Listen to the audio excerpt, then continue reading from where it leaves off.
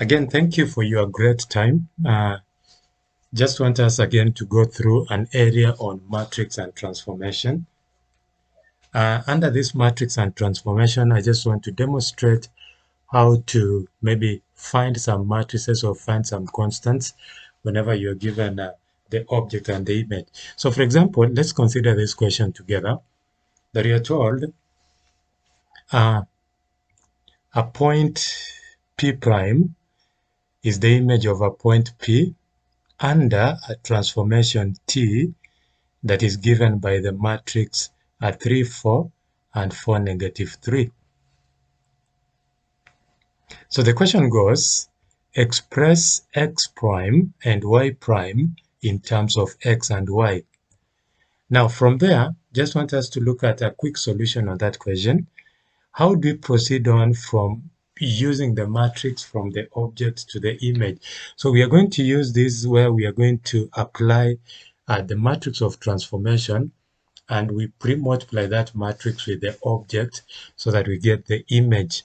And by so doing that, we are going to have that the image is equals to the matrix of transformation multiplied by the object. Remember, this matrix of transformation is pre-multiplied by the matrix of the object to get the image. So from here, we are going to have, remember, x prime, y prime, remember, x prime, y prime is the image, then this is the matrix of transformation, and then this is the object. So most of the time, the object the matrix of transformation is pre-multiplied by the matrix of the object to get the image. Now from there, by expanding this, remember we are going to have row by column, so 3 times x and 4 times y, we are getting 3x plus 4y, and then 4 times x is 4x, -3 times y is -3.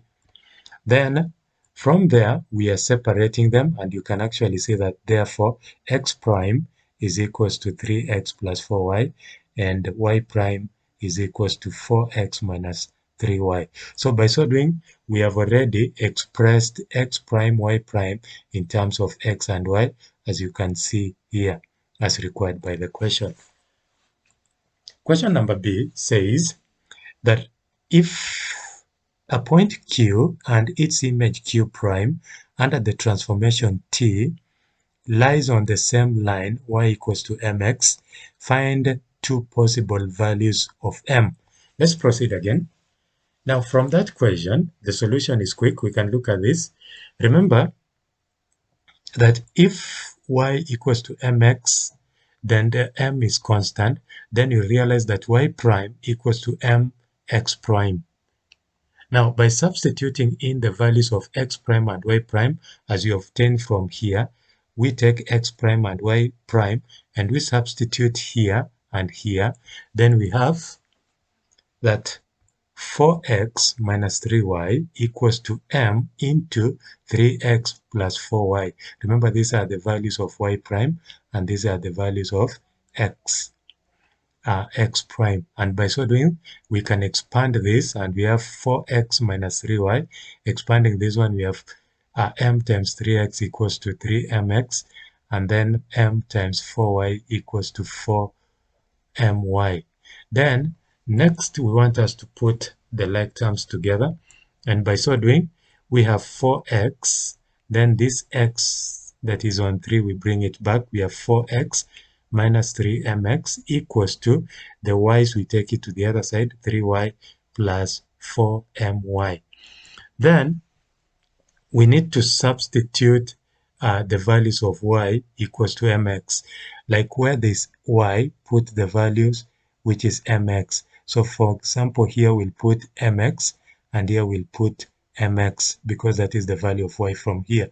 And by so doing, we are therefore getting that 4x minus 3mx equals to 3mx, because y is mx, plus 4m, y is mx. Now expanding this, we can expand this by multiplying this one inside, and we are going to have that 4x minus 3mx equals to 3mx plus 4m times mx equals to 4mx squared x. Then we can now put the like terms together to have 4m squared x plus 6mx minus 4x equals to 0. Then I can try to factorize out, and by factorizing out, we have the common term here being 2x, which we bring it out, and then we remain with 2m squared plus 3m minus 2, then close the bracket equals to 0, which therefore implies that 2m squared plus 3m minus 2 equals to 0, since 2x cannot be 0. Are we together? Then we can factorize this one. I can solve this equation using factorization method. Can factorize this one to have where we are going to try to look at two numbers where the product is -4 and the sum is 3.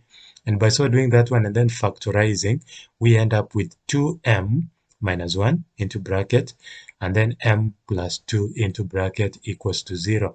Therefore, from there, the solutions of m are therefore going to be given as, from here, is that either 2m minus 1 equals to 0, implying that m is a half, or m plus 2 equals to 0, implying that m is -2. Now, from there, we have already gotten that the two roots, m equals to a half and m equals to -2, are the required two possible values of m.